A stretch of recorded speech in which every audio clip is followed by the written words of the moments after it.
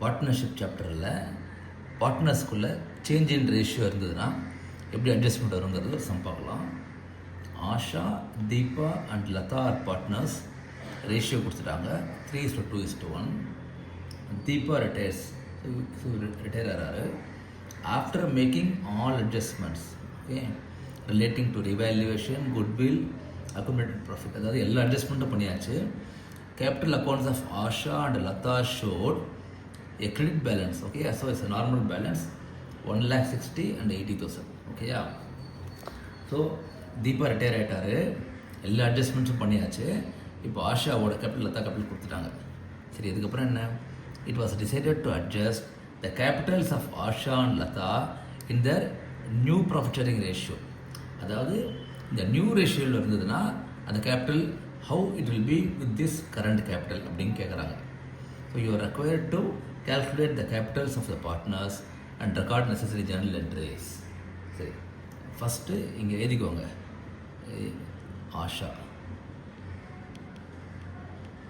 Asha and Latha total.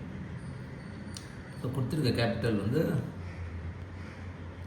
1,60,000, okay, 80,000. Total கூட்டினீங்கன்னா 2,40,000 வரும். Okay, இந்த 2,40,000 new ரேஷியோவில் போட்டால் என்ன வரும்னு பார்க்கணும். நியூ ரேஷியோ ஆஃப், அதாவது 3:1. ஏன்னா எதுவுமே சொல்லலை. ஸோ இந்த ரெண்டுத்தையும் எடுத்துக்கணும். ஸோ சம் என்ன சொல்கிறதுனா, அட்ஜஸ்ட்மெண்ட் பண்ணதுக்கப்புறம் இந்த கேபிட்டல் இருக்குது, ஓகே. ஆனால் இந்த நியூ ரேஷியோவில் அட்ஜஸ்ட் பண்ணிங்கன்னா இந்த கேபிட்டலுக்கு என்ன எப்படி மாறும் அப்படின்னு கேட்குறாங்க. ஓகே, இப்போ 3:1னா ஸோ 2,40,000 இன்ட்டு 3/4, ஓகேயா. அதுதான் நியூ பார்ட்னரோட கேபிட்டல். ஸோ கட் பண்ணிங்கன்னா 6 வரும். ஸோ 1,80,000. அதே மாதிரி 2,40,000 இன்ட்டு 1/4, கரெக்ட். 3:1 ரேஷியோ பிரிக்கிறோம். ஸோ 60,000. ரெண்டுத்தையும் கூட்டினா அதே 2,40,000 வரணும். அதுதான் முக்கியம். ஸோ இப்போ நான் கம்பேர் பண்ணேன்னா யார் கேஷ் கொண்டு வரணும், யார் கேஷ் எடுத்துக்கணும்னு பாருங்கள். அதாவது நியூ ரேஷியோ பிரகாரம் இந்த கேபிட்டல் ஹஸ் டு பி 1,80,000. ஆனால் அவள் இருக்கிறது 1,60,000 தான். ஸோ சேஞ்ச் வந்து he has to bring in or take out. bring in, correct. ஏன்னா கம்மியாக இருக்குது வேர்ல்டு கேபிட்டல், இவர் வேர்ல்டு கேபிட்டல் அதிகமாக இருக்குது. அப்போ he has to be paid. Okay, நான் திரும்ப சொல்லிடுறேன், வந்துடுவேன். அதாவது நியூ ரேஷியோ பிரகாரம் 1,80,000 இருக்கணும், ஆனால் 1,60,000 தான் இருக்குது. Okay, since the new capital இங்கே எழுதிக்கோங்க, new is greater than adjusted capital. Okay, இதில் வந்து new is less than adjusted capital. So இவருக்கு வந்து பிரிங் இன் பண்ணும், இவருக்கு பி பே. ஸோ எவ்வளோ அமௌண்ட்? சேம் அமௌண்ட்டு தான் இருக்கும். ஏன்னா நம்ம சேம் டோட்டலில் வந்து நம்ம மாற்றி போடுறோம். ஸோ அமௌண்ட் எழுதிக்கோங்க. ஸோ இவருக்கு 20,000, இவருக்கு 20,000 தான். ஓகேயா. So journal entry 1.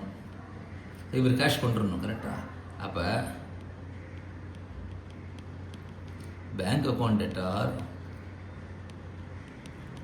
20,000 to